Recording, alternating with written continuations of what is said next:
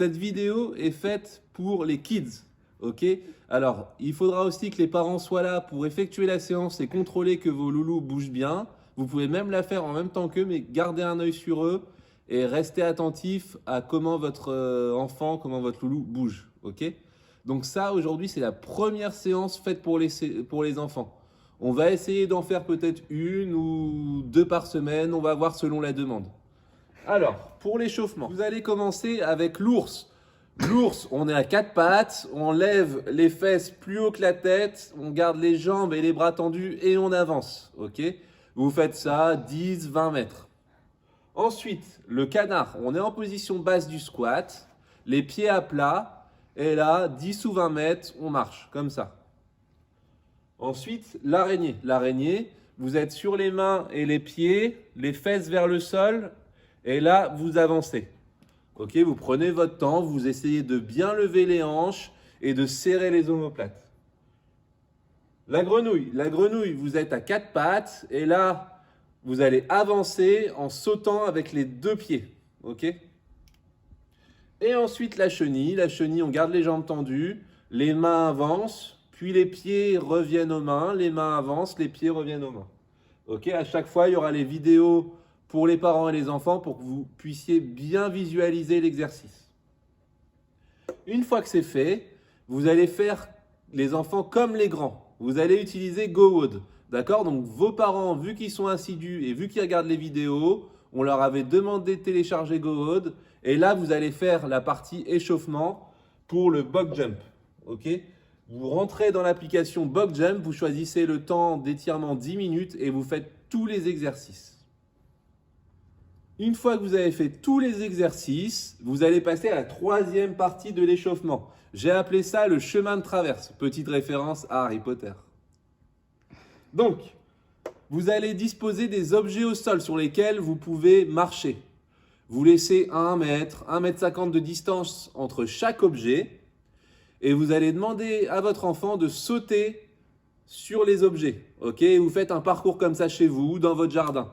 L'objectif est d'obliger votre enfant à sauter quand même assez loin, mais il doit pouvoir réussir à sauter sur l'objet sans toucher le sol à chaque fois. Vous lui faites un petit parcours comme ça et vous l'obligez à sauter. Une fois que c'est fini, pour le skills, on va travailler les box jump. Alors là, il va falloir faire appel à votre imagination. Ça veut dire que vous allez trouver des objets sur lesquels votre enfant puisse sauter. D'accord? Au début, des objets très bas et progressivement, vous allez essayer de le faire sauter de plus en plus haut. Attention, ce genre d'exercice, si votre enfant se loupe, il peut se faire mal. D'accord? Donc vous faites ça très progressivement en essayant de rassurer, etc., etc. D'accord? Donc aujourd'hui, apprentissage du box jump, essayez de sauter le plus en plus haut. Vous prenez une dizaine de minutes là-dessus. Une fois que c'est fait, vous allez faire un petit rappel avec votre enfant sur le squat. Un petit rappel s'il en a déjà fait ou un apprentissage s'il n'en a jamais fait. Le air squat, vous allez lui faire des séries de 5 répétitions. 5 répétitions, vous essayez de vous concentrer sur un point de performance à chaque fois. Le premier point de performance sera l'écartement des pieds. Vous essayez de lui faire positionner ses pieds largeur d'épaule. D'accord? Une petite astuce, vous lui demandez d'imaginer qu'il rentre dans une maison, qu'il s'essuie les pieds et ensuite d'écarter un tout petit peu les pieds. Et là, il fait 5 squats. Une fois que c'est fait, vous refaites 5 répétitions et cette fois, vous vous concentrez sur ses genoux. Ses genoux doivent bien rester dans l'axe de ses pointes de pied, ni à l'intérieur, ni à l'extérieur, bien dans l'axe. La 3e chose sur laquelle vous allez vous concentrer pour les 5 répétitions suivantes sera le dos. Vous regardez bien que son dos reste droit tout le long du squat, à la descente, en bas du squat et à la montée. Et ensuite, vous vous concentrez sur le rythme. Les enfants ont souvent tendance à se laisser tomber ou à aller trop vite.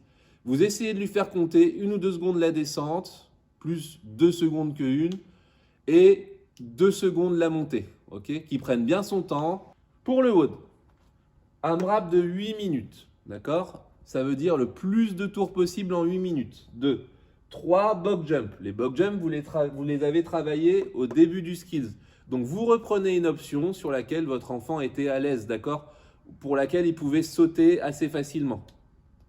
Ensuite, 6 air squats. J'ai mis un petit dessin, attention, toujours se concentrer quand même sur la technique. Donc jetez un coup d'œil, regardez s'il bouge bien et s'il bouge sur le rythme que vous lui avez donné ici. Et ensuite, 9 sit-ups. 9 sit-ups, c'est un mouvement où vous êtes assis, vous venez allonger le buste au sol et vous vous redressez. Donc AMRAP 8 minutes, 3 box jump avec l'option que vous avez déjà prise en skills, 6 air squats avec les points de performance qu'on a vus ici et 9 sit-ups. Ok? N'hésitez pas, si vous n'êtes pas sûr sur le squat ou les box jump, à m'envoyer en privé les vidéos de vos enfants qui bougent, comme ça je peux dire si c'est bien ou non. Et pour les sit-ups, normalement ça ne devrait pas poser de problème. Je vous souhaite bon courage, laissez-moi des retours si vous voulez plus de vidéos pour les enfants. Bon courage et à bientôt.